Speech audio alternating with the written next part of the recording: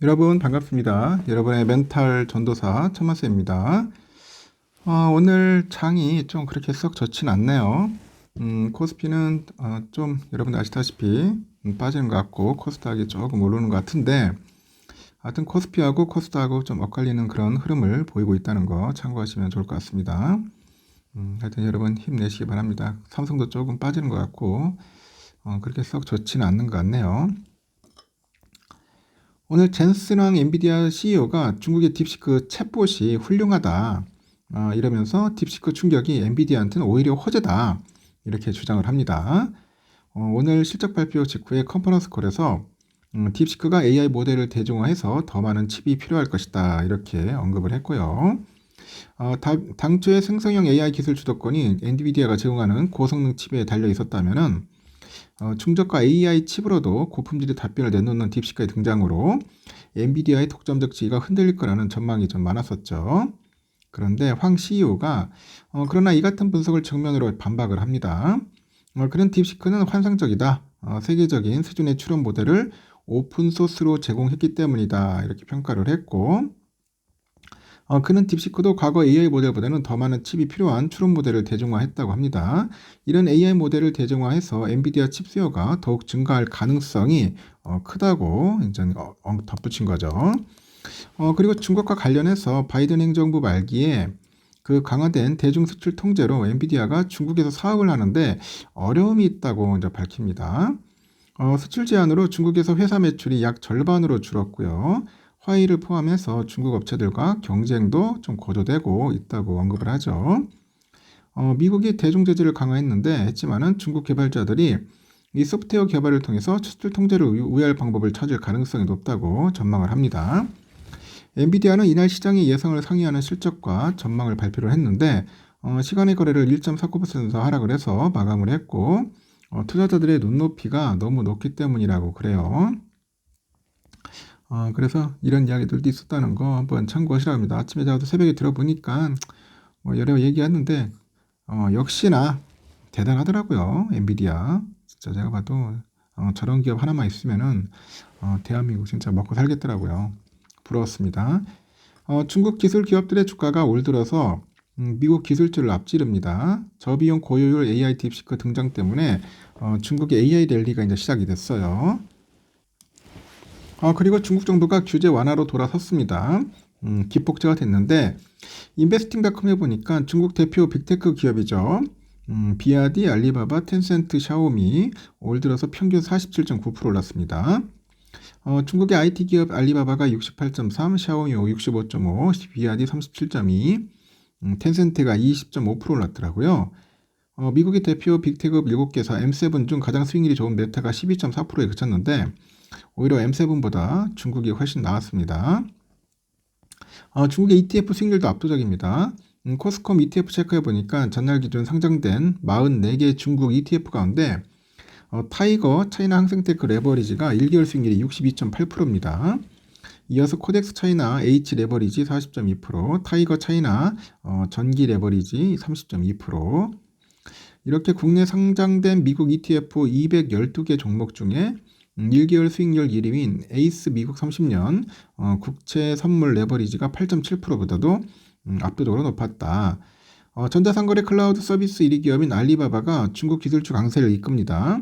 애플이 중국 아이폰에 알리바바 AI 기술을 탑재하기로 했고요. AI 대표주로 부상합니다. 작년 4분기 매출은 전년 동기 대비 11% 늘어나서 2,802억 위안, 순이익은 4배 늘어나서 464억 위안입니다. AI 부분의 매출은 6분기 분기 연속으로 세 자릿수 증가율을 나타냈네요. 중국의 강세적 배경에는 생성형 AI 딥시크가 있네요. 시장의 판도를 바꾸는 게임 체인저로 평가받고 기술주 랠리를 이끕니다. 여기에 시진핑 중국 국가주석이 지난 17일 민영기업 간담회를 열었어요. 빅테크 기업 수장들한테 유화적인 제스처를 취하고 변곡점이 됩니다.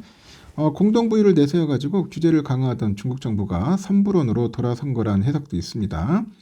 내수 침체와 생산도나 투자 감소 등의 저성장 사이클을 막기 위해서 대대적인 부양정책 2구 환신 기조도 뒷받침됐고 시장에서는 2구 환신 성과가 궤도에 오를 때까지 정책이 지속될 것으로 봅니다.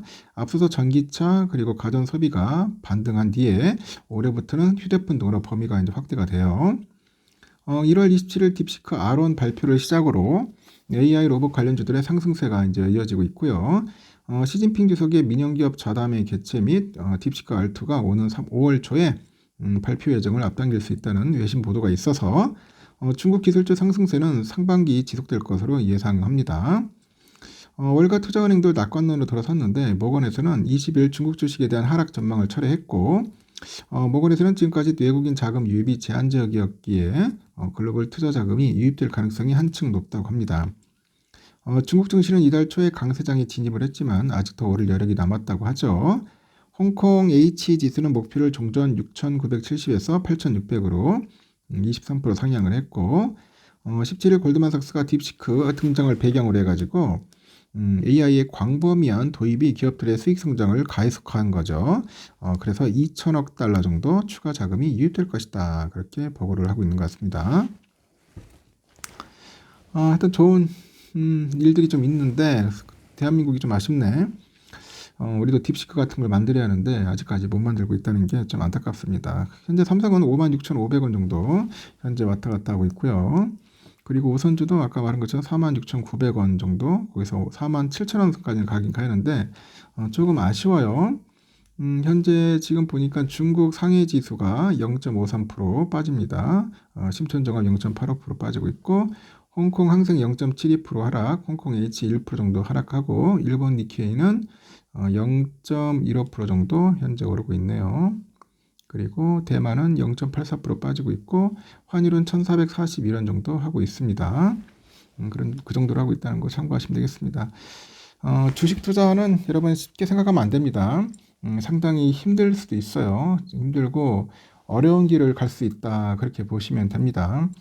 하여튼 제가 볼 때는 이리저리 살펴보더라도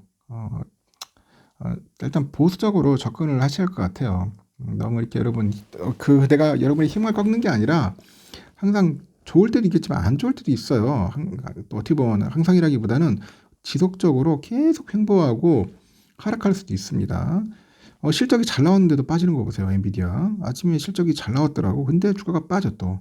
도대체 얼마나 큰 기대감을 갖고 있는지 모르겠는데 웃긴 게 컨센을 상당히 높게 잡더라고. 높게 잡고 이 높은 그 수치에 이르지 못했다. 해가지고 주가를 끌어내리는 겁니다. 일부러 끌어내려요. 억가라거나 억지로 까는 거야 막 계속. 이런 애들이 많아. 특히 미국은 뭐 월가에서나 헤지펀드나 했던 이런 투자자들이 그런 식으로 많이 하더라고요. 그래서 여러분 어차피 실적 좋은 기업은 주가는 오를 수밖에 없습니다. 하여튼 그런 부분들을 잘 찾아서 공부도 많이 하시기 바랍니다. 여기까지 하겠습니다.